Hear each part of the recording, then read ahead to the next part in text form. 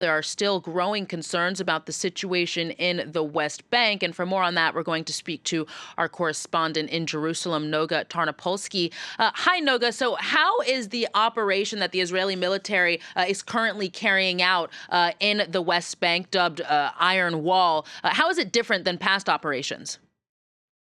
Hi, Aaron. We don't really know. And I want to underscore the fact that this time around, for unknown reasons, the Israeli army has basically chosen not to communicate with us in the media about this operation. We don't know what their ultimate strategy is, though we can guess that as Jenin, in fact, now for several years has been sort of the central core of Hamas activity in the West Bank, the so-called Jenin brigades, which are very closely tied to Hamas, have sent terrorists out to commit a great part of the terror attacks that took place inside the borders of Israel.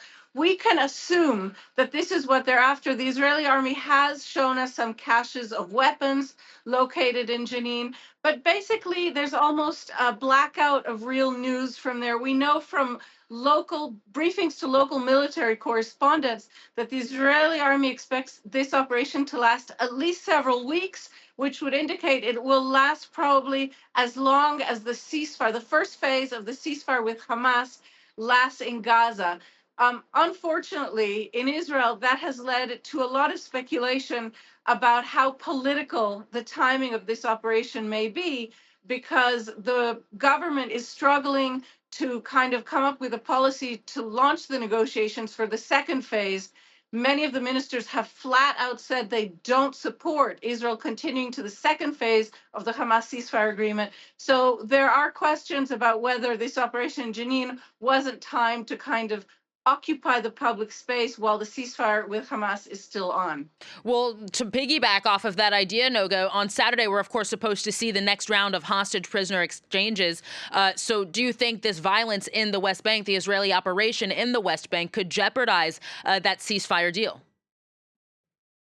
There's a lot of violence in the West Bank that could jeopardize the deal. West Bank Jewish settlers have been running rampage through Palestinian villages over the last week. Two of the nights of the last week were really something close to pogroms in these two towns.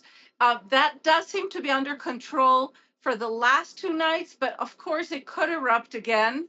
And Israel does not really have a functional police minister right now since the far right Itamar Ben Gvir resigned to oppose this deal. Prime Minister Netanyahu just yesterday appointed a caretaker minister who doesn't really impact. So everything is, I would say, difficult to control. And the Israeli army has an enormous amount of tasks while it's fighting Hamas terrorists, and while it's trying to preserve the two ceasefires, one in Lebanon with Hezbollah and the other with Hamas in Gaza. It has also found itself confronted with extremely violent Jewish, violent rampagers in the West Bank. Certainly sounds like an explosive situation. Noga Tarnapolsky, thank you very much. Thank you.